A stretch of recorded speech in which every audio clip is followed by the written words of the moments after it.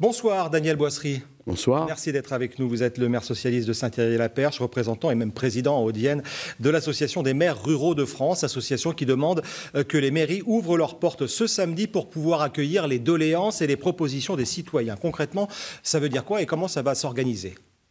D'abord, si vous voulez, chacun est libre, chaque maire est libre d'ouvrir ou de ne pas ouvrir, mais je pense que le président national de l'association a une bonne idée parce que ça permet aux gens aussi de pouvoir écrire ce qu'ils pensent, le consigner sur le papier, bien sûr, et pouvoir le faire remonter jusqu'au gouvernement. Toutes ces doléances, propositions seront collectées donc par vous, par vos services, bien sûr, et remontées au gouvernement. Bien Est-ce que sûr. vous pensez vraiment que ça va servir à que ça peut servir à quelque chose ? Vous savez, je crois que chacun s'accorde à dire que la situation est grave et que les maires ont été un peu oubliés depuis 18 mois, voire quelquefois ils ont ce sentiment méprisé. Et par conséquent, j'ai cru comprendre que le gouvernement, le président de la République, commençait à s'intéresser aux élus locaux et qu'effectivement, l'élu local, d'abord l'élu local, il est le représentant de l'État dans sa commune. Et par conséquent, il connaît beaucoup de monde sur sa commune, voire pour certaines tout le monde. Et il est capable effectivement d'expliquer un certain nombre de choses, d'apaiser. C'est le rôle du magistrat de la commune. Et c'est le rôle de cette journée, chercher l'apaisement.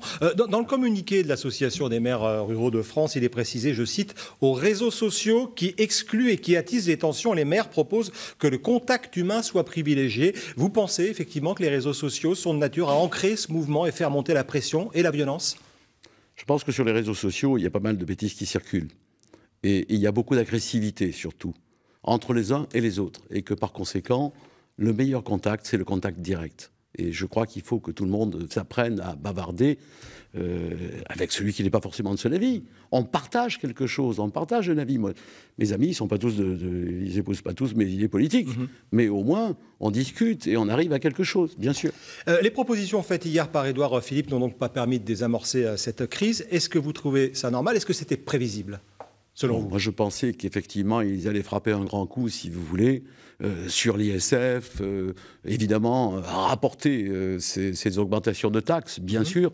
C'est fait, mais c'est fait pour 6 mois. Les reporter ou les annuler ? Vous auriez préféré qu'elles soient annulées ? Les rapporter. Rapporter, c'est-à-dire supprimer, purement et simplement. Voilà. Je pense qu'il faut le faire, mais on pouvait aller sur d'autres sujets, si vous voulez. C'est aussi la crise des zones rurales. Vous avez remarqué, dans les autres manifestations, on voit beaucoup de gens à Paris, mais on en voit très peu en zone rurale. Regardez ce qui se passe aujourd'hui. Cette colère qui se dégage. Alors, qu'est-ce que le gouvernement, qu'est-ce que le chef de l'État peut faire maintenant pour que ça aille mieux ? Il ne peut pas tout faire, mais il y a des choses à faire. Je veux dire que l'ISF, c'est d'abord 5 milliards d'euros qui rentreraient dans les caisses de l'État. Il y en a grand besoin, et je le sais. Rapporter cette taxe, si vous voulez, c'est pas ce qui va mettre en danger l'État. Et puis je veux dire que même si on est tous pour défendre la planète, c'est pas cette colère subite de gouvernement disant mais alors, il faut y aller complètement sur la transition énergétique et on va taxer. Ça représente quoi la France dans le monde ? Presque rien. Alors dire que là, c'est pas les Chinois ni les Américains qui vont faire la même chose que ce qu'on fait. Donc je pense qu'il faut... La transition énergétique, on n'est pas la seule, on serait peut-être les seuls à la faire. Et ça voilà, on est pratiquement les seuls à la faire. D'abord, il y a l'économie qui en souffre. Moi, si vous voulez, j'appelle évidemment le président de la République à parler déjà aux Français. C'est son rôle de président de la République, d'apaiser, mais aussi d'apporter des mesures concrètes. Que demandent les Gilets jaunes ? Moi, je me sens tout à fait Gilets jaunes dans certaines demandes de ces gens-là. C'est-à-dire qu'on ne peut pas rester comme ça.